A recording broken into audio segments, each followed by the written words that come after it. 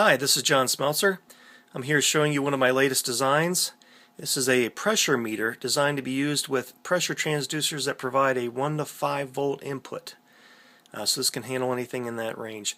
This could be used with other transducers besides pressure as long as they're within that 1 to 5 volt output. You'll notice the segment to the top right. It may look like there's a problem there, but the front panel will have an overlay with some text on it. So that segment there is indicating PSI. If we change our units, this is bar and megapascals and back to PSI. So the cover will make that clear what that segment is for there. Only two of these buttons are going to be mounted on the front panel, and that's the power and the units buttons, and those connections are available right here on this 90-degree connector. This meter will need to be set up.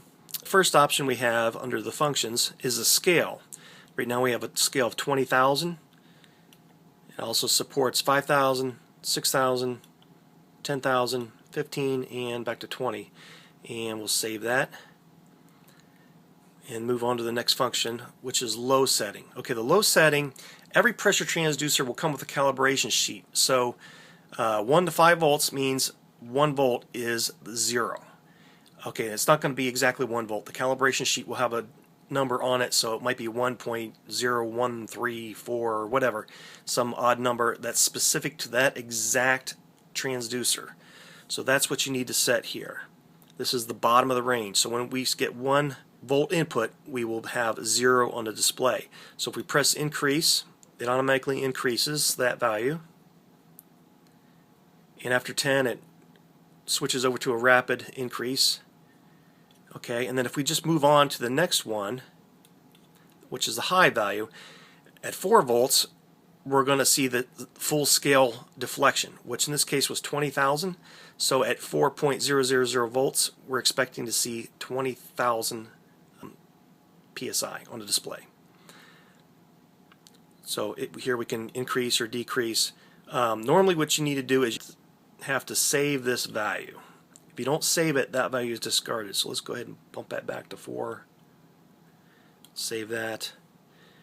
Function again gets us back to our display. This is PSI, bar, megapascals. Back to PSI. If we hit power, we shut off.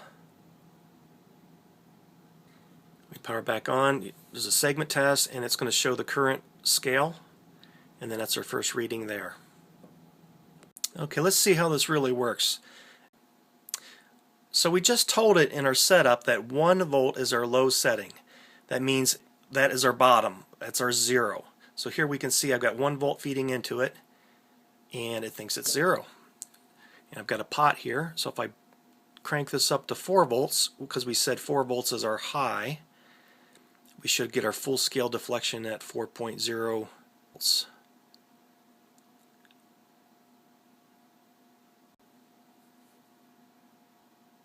Okay, here's as close as I can get to 4.000 with this 5-turn pot, and we're seeing 20,000 like we expect. So our input voltage, we told it was 1 to 4 volts. So right there in the middle was 2.5. So at 2.5 we should see half of our scale, which would be 10K. So let's drop this down to 2.5.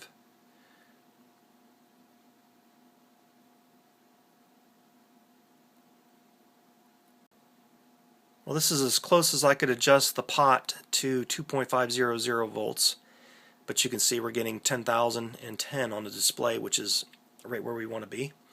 The green light flashing is their sampling. We're updating the sample every 2 seconds.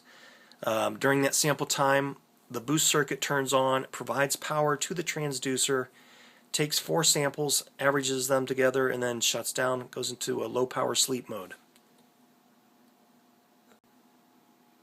Most of the parts on this board are microchip parts. Everything from the front end, the op-amp and analog to digital converter, to the micro, real-time clock, non-volatile memory, and I2C bus expander, all microchip parts. As such, I used a PicKit 3 to develop the code, and that plugs into our expansion header right here. Real nice and neat, and secured between the power and the sensor connector, and that's what I use to develop the code and the final programming. Also, for the I2C debugging and serial debugging, I use the PicKit serial, and that plugs in the next connector over here and gets secured just as well. Also, for programming, probably what we really use in production is the tag connect, and that's right here on the front. This board is designed to run off of a single lithium D-size cell, and when the unit is running, it's actually only drawing 17 microamps between samples. So it can actually drive the LCD display with 17 microamps. I'm running off of a lab supply right now, simulating a lithium 3.6 volt battery. Now I'm going to drop the power supply down to simulate a dead battery. Okay, this is our low battery alert. The unit will still work, but it's just going to flash the display, so hopefully it will annoy the user into replacing the battery.